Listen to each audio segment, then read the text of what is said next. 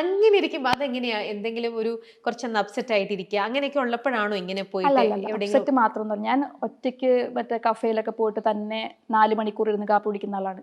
ഓ, എനിക്ക് ഒറ്റയ്ക്ക് ഇരിക്കാൻ ഇഷ്ടമാണ്. ഒറ്റയ്ക്ക് ഇരുന്നിട്ട് നമ്മുടെ തോട്ട്സ് ഓടുന്ന രീതിയുണ്ട്. നമ്മളെ കുറിച്ച് നല്ല ഐഡിയ കിട്ടും. എപ്പോഴും ഈ ചാറ്റർ ചെയ്തുകൊണ്ടേ ഇരിക്കുന്നതിന് പകരം ഇടയ്ക്കൊന്ന് ഒറ്റയ്ക്ക് എവിടെയെങ്കിലും പോയി വെറുതെ ഇരിക്കുന്ന നല്ലതാണ്. അപ്പൊ നമുക്ക് അങ്ങനെ പോയിട്ട് ഇരിക്കണം ഒറ്റയ്ക്കിരുന്ന് ഇങ്ങനെ. ഓക്കെ. പക്ഷെ ചെറുപ്പം മുതലേ ഇങ്ങനെ ഒറ്റയ്ക്കിരിക്കുന്നു എന്ന് പറഞ്ഞില്ലേ? എന്നാലും ഇത്തരത്തിലുള്ള ഇപ്പൊ എനിക്ക് കാണാം വീടും അന്തരീക്ഷവും ഇതെല്ലാം ഇങ്ങനെയൊക്കെ ഒരു ഒരു വില്ലേജ് ഒരു ആംബിയൻസ് ആണ് കംപ്ലീറ്റ് ആയിട്ടും. അപ്പൊ ഇങ്ങനെ നിൽക്കുന്ന ഒരാളിൽ നിന്നും ഇപ്പൊ തൊട്ട് മുന്നേ പറഞ്ഞ പോലെ വേറെ ഒരു ആഗ്രഹം പാഷനായിട്ട് നിന്നിരുന്ന കാര്യങ്ങൾ എക്സ്പ്ലോർ ചെയ്യുക, അല്ലെങ്കിൽ അത് നേടിയെടുക്കുക, അങ്ങനെ ഒരു ത്രൈവ് തോന്നിയതുമൊക്കെ വളരെ ഏർലി ഏജിൽ അപ്പം ഗൗരിക്ക് തോന്നിയിട്ടുണ്ടാവണം അല്ലേ? കാരണം ഇൻഡസ്ട്രിയിൽ വന്നത് തന്നെ 13 വയസ്സിൽ ഫസ്റ്റ് മൂവിയിലുള്ള പാട്ട് വരുന്ന 13 വയസ്സിലെ പാട്ടാണ്. അതെ, ലൈവ് ചെയ്ത് തുടങ്ങുന്ന 17 വയസ്സിലാണ് ലൈവ് ഷോസ് ഫസ്റ്റ് തുടങ്ങുന്നത്. പക്ഷെ അതെങ്ങനെ ഒരു ഈ പറഞ്ഞ അടുത്ത 10 വർഷത്തിൽ എനിക്ക് ഇങ്ങനെ അങ്ങനല്ല, അടുത്തടുത്ത സ്റ്റെപ്പ് പിടിച്ച് പോകുമായിരുന്നു. കാരണം 17 വയസ്സിലാണ് ആദ്യമായിട്ട് ഒരു ആർട്ടിസ്റ്റ് തന്നെയാണ് എന്നോട് പറഞ്ഞത് ലൈവ് ചെയ്യണം, ലൈവിന് പറ്റിയ വോക്കൽസ് ആണ് എന്ന് പറഞ്ഞത്. അപ്പൊ എന്തെങ്കിലും പിന്നെ ട്രൈ ചെയ്ത് നോക്കാം. അങ്ങനെ ബാക്കിംഗ് വോക്കലിസ്റ്റ് ആയിട്ടാണ് ആദ്യം കയറുന്നത്. ഷോസിന് ബാക്കിൽ 2-3 ഇരുന്ന് പാടുമല്ലോ, അപ്പം അങ്ങനെ ബാക്കിംഗ് വോക്കലിസ്റ്റ് ആയിട്ട് സ്റ്റാർട്ട് ചെയ്തത്. അപ്പൊ അത് കഴിഞ്ഞ് ഈ ബാക്കിംഗ് വോക്കൽസിന് ഇടയ്ക്ക് നമുക്ക് ചിലപ്പം ഒറ്റയ്ക്ക് 1-2 പാട്ട് പാടാൻ കിട്ടും, മെയിൻ ആർട്ടിസ്റ്റ് റെസ്റ്റ് എടുക്കുന്ന സമയത്ത്. അങ്ങനെ 2 പാട്ട് പാടിയപ്പോഴാണ് ഇത് എനിക്ക് ഇഷ്ടമാണല്ലോ, ഇത് എൻജോയ് ചെയ്യാൻ പറ്റുന്നുണ്ടല്ലോ, അല്ലെങ്കിൽ പിന്നെ ഇത് നോക്കാം. അങ്ങനെ ഓരോ സ്റ്റെപ്പ് പോകും. അല്ലാണ്ട് ഇങ്ങനെ ഞാൻ വലുതാവുമ്പോൾ ഞാൻ ഇങ്ങനെയാകും അങ്ങനെയില്ല. അപ്പൊ ചെറുപ്പം മുതലേ പാട്ട് പഠിക്കുന്നുണ്ടായിരുന്നു?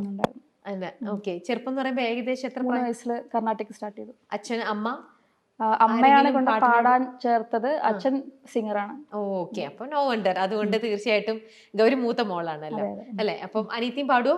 ചെറുതായിട്ട്. ഓക്കെ. അപ്പൊ അങ്ങനെ ചെറുപ്പം മുതലേ പാട്ടിന്റെ ഒരു ട്രെയിനിങ് കിട്ടി, ഇങ്ങനെ പാടാനായിട്ട് അങ്ങനെ പോയി. പക്ഷെ അന്നേരമൊക്കെ പാടുമ്പോഴും ഇത്തരത്തിലുള്ള ഒരുപാട് ഷോസ് ഒക്കെ പെർഫോം ചെയ്തിട്ടുണ്ടല്ലോ. അങ്ങനെ പാടുമ്പോഴൊക്കെ ഗൗരിക്ക് കൂടുതൽ താല്പര്യം ഹൃദയത്തോട് ചേർന്ന് നിന്നത്, കൂടുതൽ കംഫർട്ടബിൾ ആയിരുന്നതും മെലഡി ഗാനങ്ങളാണോ അതോ അടിപൊളി പാട്ടുകളൊക്കെ ആയിരുന്നോ? Fast numbers? അല്ല, ഞാനിക്കൊന്നു ഈ പറഞ്ഞ 17 വയസ്സാവുന്നവരെ വേറെ ഗാനമേള അങ്ങനെയൊന്നും പോയിട്ടില്ല.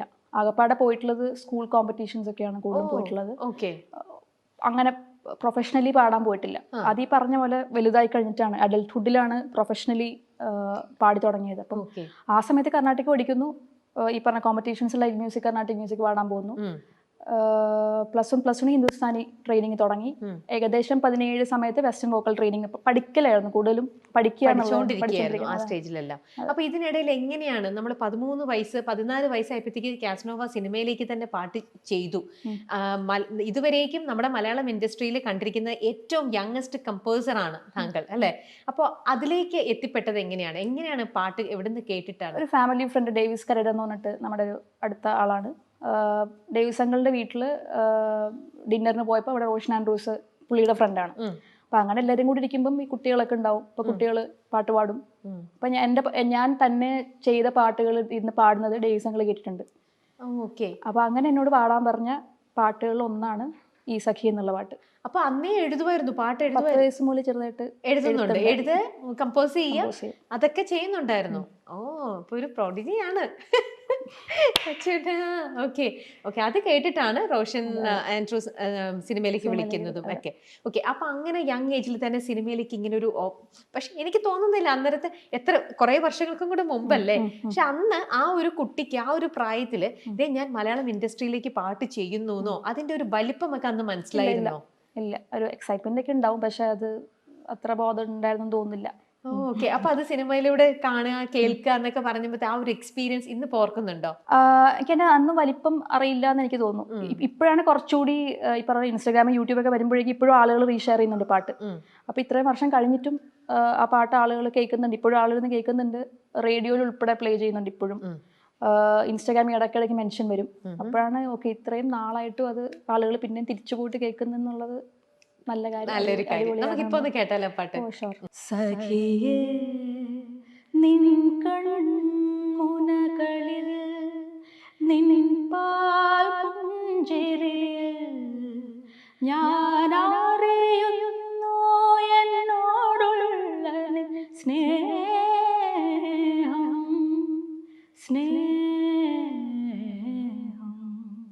താങ്ക്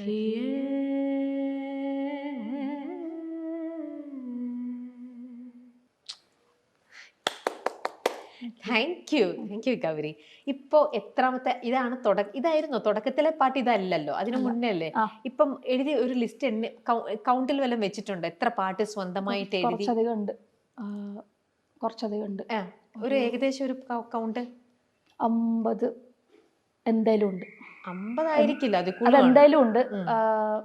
എനിക്ക് തോന്നുന്നു ഞാനൊരു 17-20 വയസ്സിനൊക്കെ ഉള്ളിൽ എനിക്ക് തോന്നുന്നു 50 എനിക്ക് ഓർമ്മയുണ്ട്. പിന്നെ അത് കഴിഞ്ഞ് റിലീസസും 50 എന്തായാലും ഉണ്ട്, ഉറപ്പായിട്ടും. അതിന് മുകളിലേക്ക് ഉണ്ട് എന്തായാലും. ബിറ്റ്വീൻ 50-100 എന്നുള്ള രീതിയിൽ അത്രയും ഉണ്ടാവും അല്ലേ?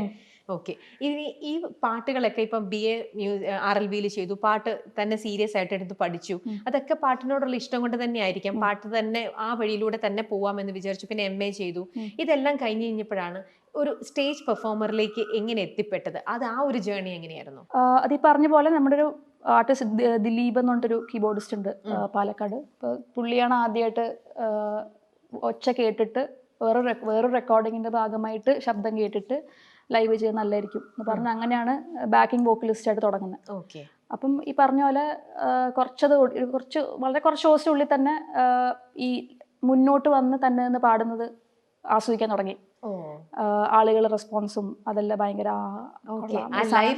അത് കൊള്ളാൻ തോന്നി തുടങ്ങി. പിന്നെ അതിനിടയ്ക്കാണ് ഈ ഇൻഡിപെൻഡന്റ് മ്യൂസിക് എന്നുള്ളൊരു സാധനം ഉണ്ടെന്ന് കാണുന്നതും. പിന്നെ അത് കുറച്ച് അതങ്ങനെ ഓരോ ഇങ്ങനെയാ പോവുക, ഒറ്റ ഇതല്ല. അപ്പൊ ഇൻഡിപെൻഡന്റ് അത് കൊള്ളാം, എന്തെങ്കിലും ഇതെന്താ നോക്കാം, എക്സ്പ്ലോർ ചെയ്യാം, തന്നെ ട്രാക്സ് ഇറക്കാം.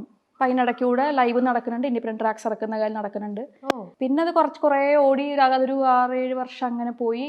പിന്നെയാണ് ഡാൻസേഴ്സിനെ വെച്ചിട്ടുണ്ടെങ്കിൽ പിന്നെ ചെയ്യാം എന്നുള്ളത്. അപ്പൊ 6-5 ഇറങ്ങി കഴിഞ്ഞുള്ള സമയത്ത്, അതൊരു കോവിഡിന് തൊട്ട് മുന്നേ ഉള്ള സമയമാണ്.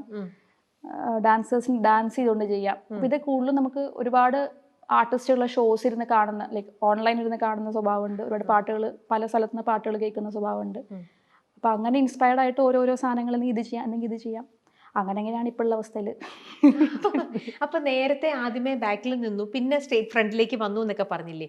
ആ സമയത്തൊക്കെ പാടുമ്പോഴും ഇത്തരത്തിലുള്ള ക്രൗഡ് പുള്ളി ചെയ്യുന്ന തരത്തിലുള്ള പാട്ടുകളായിരുന്നു പാടിക്കൊണ്ടിരുന്നത്? എനിക്ക് പാടാൻ ഞാനല്ലോ തീരുമാനിക്കുന്നത്, ഞാൻ ബാക്കിംഗ് വോക്കലിസ്റ്റ് മാത്രം. അപ്പം ഇടയ്ക്ക് ഫില്ലറായിട്ടാണ് ഞാൻ വരിക.